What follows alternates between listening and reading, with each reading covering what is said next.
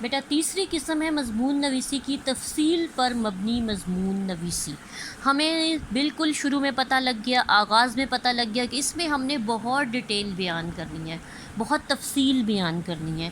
وہی طریقہ ہے، کچھ مشکل نہیں ہے، کوئی اتنے ہارڈ اینڈ فاسٹ رولز نہیں ہے، تھوڑا سا ہمیں سمجھ میں آ جائے تو مضمون نویسی کی یہ صرف آپ کی آسانی کے لیے آپ کو الگ الگ بتایا جا رہا ہے کہ آپ کو پریشانی نہ ہو، سمجھنے میں آپ کو مضمون نویسی آسان ہو، ورنہ اتنا کوئی مشکل کام نہیں ہے کہ آپ کو سمجھ نہیں آئے گی یا آپ کر نہیں سکو گے۔ بیٹا یہ بہت آسان ہے۔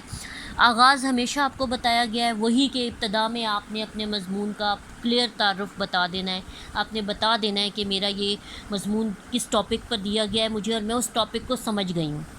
اس کے بعد اس میں جگہ، تقریب، تاریخ، مقام، کوئی ایونٹ، کوئی واقعہ، کوئی بھی چیز اگر آپ کو دی جا رہی ہے تو آپ اس کا مکمل حوالہ لکھیں گے۔ مثال کے طور پر سالانہ جلسہ تقسیم انعامات، آپ بتائیں گے کہ یہ میرے اسکول میں فلاں تاریخ کو فلاں دن میں اس ٹائم پر منعقد ہوا تھا، یہ آپ کو تفصیل اس کی پوری دینی ہے۔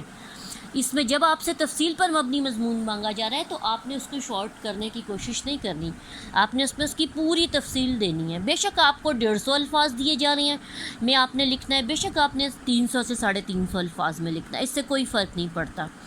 جب آپ کے پاس ورڈ لمٹ آپ کو دے دی جاتی ہے، آپ کو پتہ ہے جیسے اردو بی والے عام طور پر 150 ورڈز ہوتے ہیں، تو کوئی مسئلہ نہیں ہے، آپ اس میں 2 لائنوں میں بتائیں کہ یہ تقریب فلاں فلاں دن اور فلاں فلاں اسکول پہ اور فلاں فلاں جگہ پر ہوئی، اس ٹائم پر ہوئی، اس دن ہوئی، یہ سب آپ ڈیٹیل بتائیں گے۔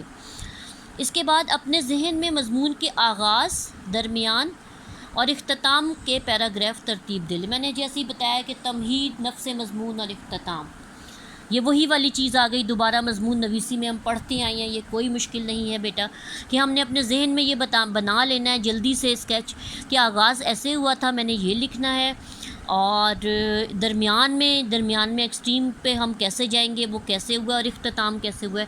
ہمیشہ مناسب اور معیاری اختتام ہونا چاہیے۔ جو موضوع دیا گیا ہے اس پر اچھی طرح غور کر لیں۔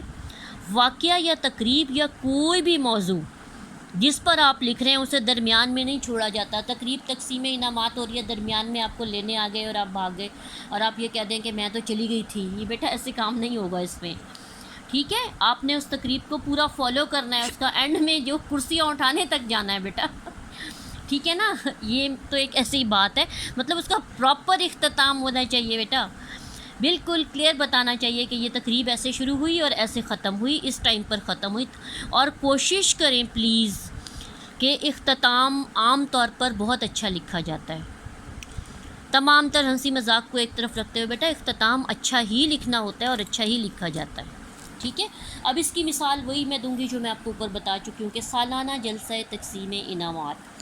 اس میں اب میں نے یہ نہیں بتانا کہ ہاں جی ایک جلسہ تقسیم انعامات ہوا تھا، اس میں یہ ہوا تھا، اس میں یوں انعامات دیے گئے تھے۔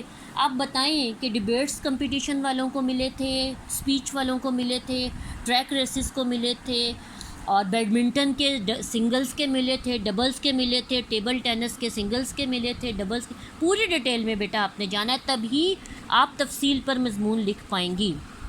اور یہ آپ کی ایک مثال ہے کہ سالانہ جلسہ تقسیم انعامات تفصیل پر مبنی مضمون ہے، بیٹا یہ آپ کی تھی تیسری ٹائپ۔